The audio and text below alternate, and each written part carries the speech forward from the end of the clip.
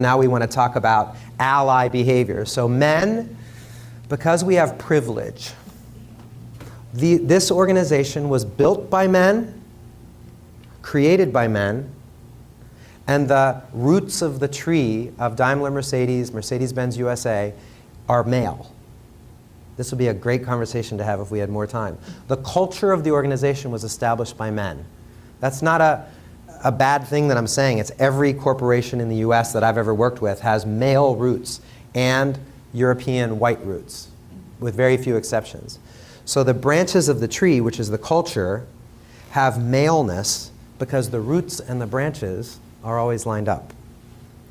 So that doesn't mean that if we see something up in the branches that doesn't support the values of the company that we have on the wall, that we shouldn't speak up just because it's a male, German, European culture.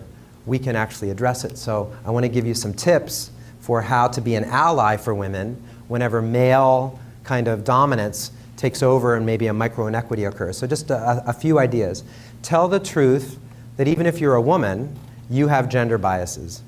Definitely, I as a man can say I have gender biases. And uncover yours at projectimplicit.org. So you have that resource as a place to go. Catch yourself in the act of thinking or behaving in a way that has bias in it, and then tell somebody that you trust that you did it. Research shows that if we talk that through with somebody we trust, it causes us to push the pause button the next time that situation comes up. Sometimes men need to lean out instead of always expecting women to lean in. And do you know the reference of lean in? Sheryl Sandberg's book that was the bestseller. So sometimes when we're in meetings, it helps if we can make sure that we're getting other perspectives in the meeting. If we have some folks that haven't been speaking as much, get them into the mix. So that's another thing that we can do. Give credit where it's due. I wish someone in the FedEx commercial had said, "Hold on, boss. That was Bob's idea. He didn't do this with his hand," right? But that's a micro affirmation when we let somebody know, "Hey, I heard you. It's a great idea, and I'm going to stand up and use my privilege to make sure that you get the credit that it's due."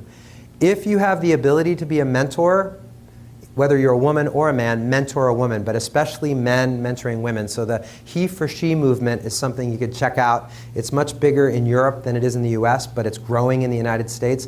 And on that website, he for she, there's tons of ideas of how to be an ally to women. And get feedback from, it says from honest women. Yeah, that's probably pretty good. Get feedback from women in your life if you're a guy and you decided to attend today.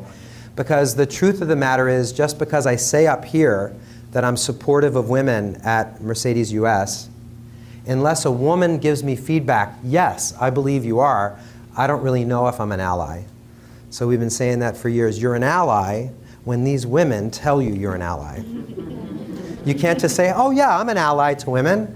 It's your behavior that women are seeing all around that will give you feedback to say, "Yeah, I've seen this and I appreciate it." So men, if you want to be an ally to women, ask women in your life what you can do to be more so. So, and one of the things we can do is, I'm just going to give you a ton of micro affirmations. These are small acts of inclusion. Be a better listener. Draw in participation. Ask questions. Respond constructively when people see things differently. Attribute credit where credit's due.